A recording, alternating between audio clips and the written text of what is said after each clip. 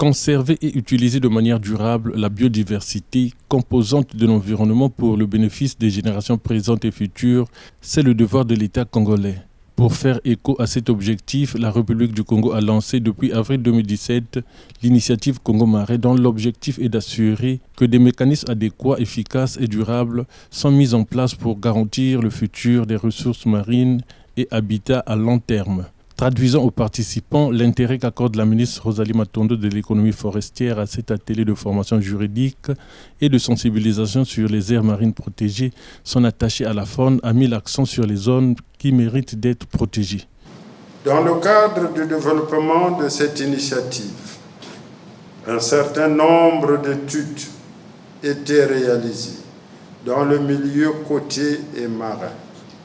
Ces études avaient révélé l'importance écologique de certaines zones qui méritent d'être érigées en aires protégées marines. Il s'agit notamment de la zone contiguë à la partie marine du parc national de Konkwati-Douli et celle de Mvassa. Avec l'appui technique de WCS Congo et d'autres partenaires, une série d'études menées démontre l'importance biologique et écologique des eaux marines congolaises.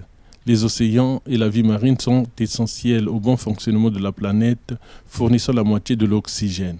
C'est l'intérêt de protéger ces milieux et à la fois quelles sont les menaces auxquelles ces milieux doivent faire face. Donc c'est ça le propos que j'ai tenu hier. Et ensuite j'ai présenté aussi tout ce qui est lié à la conservation des espèces CITES, donc c'est-à-dire des espèces qui sont vouées à être exportées à l'étranger. Et l'objectif, c'est donc de connaître ces espèces, de connaître quelle est la législation qui encadre ces exportations et savoir quels sont les trafics auxquels ces espèces font face.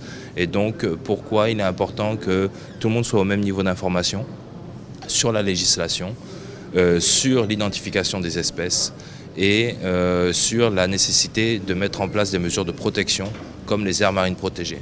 Entre autres thématiques auxquelles les participants ont été édifiés, le processus de création des aires marines protégées au Congo, la gouvernance et cadre juridique sur les aires marines protégées du Congo, les aires marines protégées, pressions, menaces et activités illicites, actes de procédure judiciaire en matière d'infractions phoniques. Après ces échanges, les participants ont pris quelques recommandations.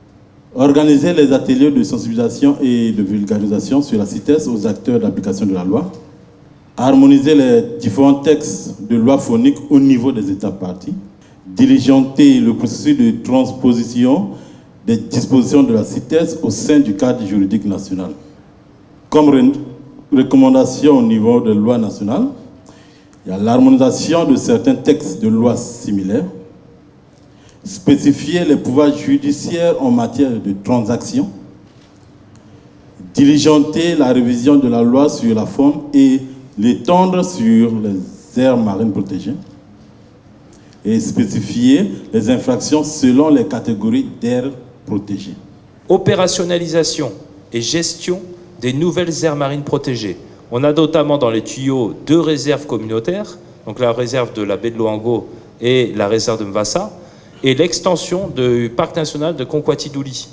Alors, accord technique entre le ministère de la Défense et le ministère de l'économie forestière, à l'instar de ce qui est fait entre le ministère de la Défense et le ministère de l'Agriculture et de la Pêche, pour réaliser des patrouilles de surveillance mixtes dans les aires marines protégées. Diligence du processus d'élaboration des plans d'aménagement des aires marines protégées. Recherche et sécurisation des financements pour les aires marines protégées et la conservation marine. Amélioration de la participation financière de l'État aux efforts de conservation marine. Mise en place de programmes de recherche scientifique pour l'amélioration des connaissances sur le milieu marin. Ouvert le 23 janvier, cet atelier a pris fin le lendemain. Comme à l'ouverture, l'attaché faune de la ministre de l'économie forestière a éteint les travaux de cet atelier de sensibilisation.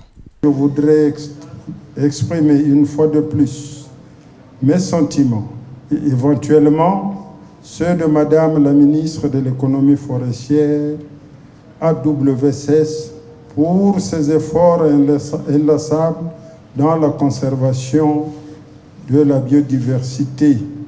Au sortir de cet atelier, les participants ont acquis et complété leurs connaissances sur l'existence, le cadre juridique, la gouvernance et les infractions en lien avec les aires protégées et l'exploitation des produits issus d'espèces citées en République du Congo.